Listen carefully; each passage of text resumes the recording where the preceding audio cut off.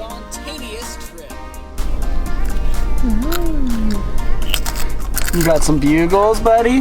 You are a natural. You want to share a little bit about how we got to where we are today? We were PJs, no plans for the day, and Cory was like, hey, do you want to go to the Sea Life Center? And he totally thought I would be like, no. But it happens to be one of my absolute favorite places to go. Yeah. I love aquariums and watching fishes, and it just makes me happy. So I was like, yes, let's do it. 4 hours, guys. I would like to thank me for getting us from PJs, no plans, to in the car. Well, there was a blowout, so we were a little bit behind that one. But dog, hotel booked, everything cleaned, everything packed, 2 kids. And Ariel's not one for calling random people and setting up appointments and stuff like that. I did it online. I didn't call anyone. Oh. Well, I was in a meeting and she texted me and said we were on, booked, ready to go. And so I assumed I was like, she you're not called backing out someone. now. And so that was super exciting. So we're going about 3.5 hour drive. I said 3 hours, but it's a little more than that. So, but super excited to share some of our trip with you guys, and thanks for coming along. If you guys enjoy our content, like seeing what we're doing in Alaska, seeing what our family's up to, you want to be encouraged and motivated, that is our goal. So please like, subscribe, and share. Everyone does this, so. And hit that button. Hit that button. So you get notifications when we post. We're going to be going on different adventures, hopefully every single weekend this summer. And I'm also going to be posting informational videos about Alaska. If you guys are thinking of moving to Alaska, check that out, because I'm going to be answering questions that you might be wondering, like, is this your real estate one or what? No. Is there sun in Alaska? Or how hard is it to hike with kids? Or everything's melting right now, so it's like giant puddles everywhere and kind of messy. This is always the part of the year where I'm like, I need something. It's April 2nd and there's it's 5 feet of snow up here in the pass, and a couple feet of snow at home. It's puddles and muddy.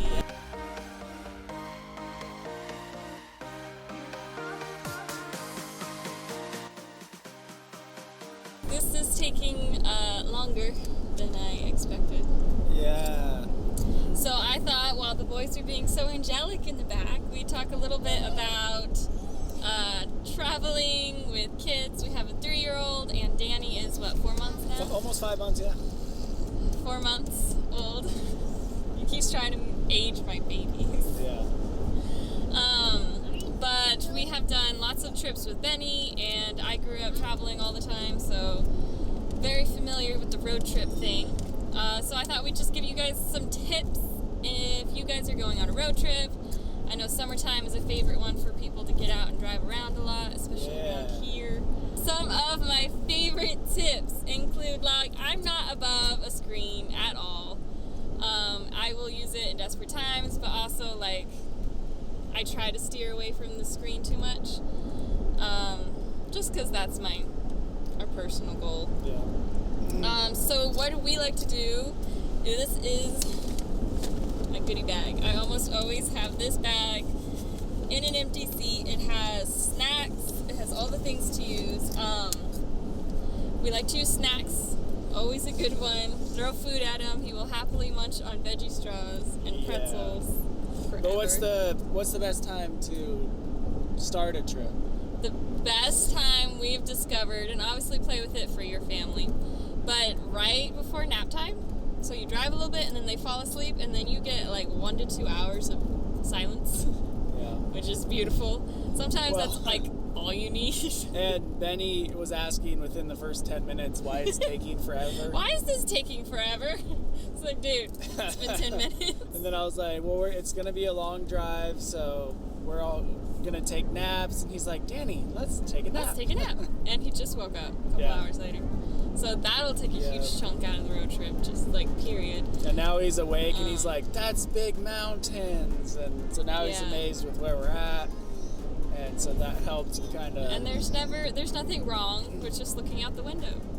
Yeah. I think some of my favorite memories happened like just looking out the window, just talking and playing. Like, we're not really a singing family, but I'm all for I Spy. Vinny actually tells us to stop singing. Mom, that hurts my ears. That's true. But talking a lot and just noticing things like who can find the first moose. Which we have not seen yet. We still have not seen a moose. But that's still out. We did a lot of like motorcycle, how many motorcycles will we see today? When I grew up, stuff like that. Right. I always have just some toys in here, especially for Danny, little things he can play with. I thought you were going to hit that pothole. No, we're good. Expert. Okay. Then books are always a great one. Stickers, if you just go and buy like a brand new thing of stickers for them to play with, that will occupy like Benny for 30 minutes plus. Yep. And coloring. Books with like flaps and things that they can kind of interact with, or like I Spy books are always really fun. If you have window markers, I've had those before. Those are really fun because then they can just draw on the window. It's like so cool, because you're drawing on the window. So that's a few. Do you have any ideas? Danny's back there. You can always just spit. That's Danny's.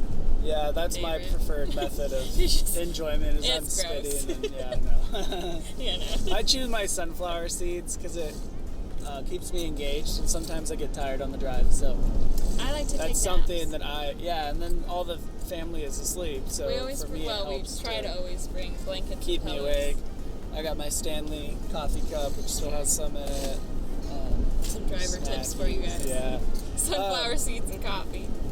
Something that I was thinking about as we were driving is kind of the tone that you set for your trips, or really anything you guys do in life where you're taking the family with you, is the time before you're getting ready, or as you're getting ready, is kind of the tone that you're setting for the trip. So if you're tired, stressed out, and just kind of guilty of this, angry and frustrated with the kids and the family, and saying, come on, you got to get your stuff, like, let's go, why are you sitting around?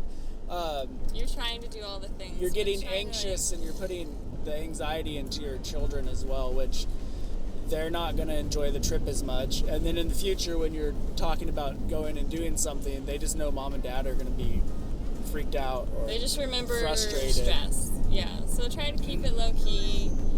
I am guilty of this because it's hard. Yeah. But setting the tone before you even get in the car makes such a difference. And then if it was crazy, it's never too late to reset. Yeah. Just everyone would be like deep breaths, crack open the window, and then just start talking like, what are you looking forward to? What's something you can't wait to do on this one? Yeah. Or what's your favorite part of this week? Or, just opening it up for those open-ended conversations.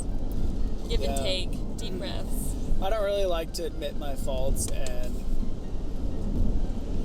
it's my pride that it says that, but it's good to teach our kids that we do make mistakes as parents, and to apologize for those moments when we aren't acting the way we should. So just being like, hey, I'm sorry, bud, I'm tired, and we had a lot to get ready, and that's not how we should act. I'm sorry for being frustrated with you. And it teaches them to process their emotions as well, which is super important. And that's such a good quality of trips like this. It kind of pushes everyone out of the comfort zones a little bit, so everyone's growing and we're learning new things, and stuff like that is possible, where you're like, I'm sorry. It breaks up the habits or the emotions that you're going through on a day-to-day when you have your normal routine. Well, now our routine is completely out of whack, and it helps to kind of adjust in a way to where you can kind of be flexible and I'm sorry guys, I'm trying to like look at the camera but also not get sick and make sure Cory keeps us on the road. And I gotta look at the road, so. I'm like, I should look into their eyes, but also like I'm getting sick, so Yeah. we'll catch y'all when we get to the hotel or something. Deuces. Deuces.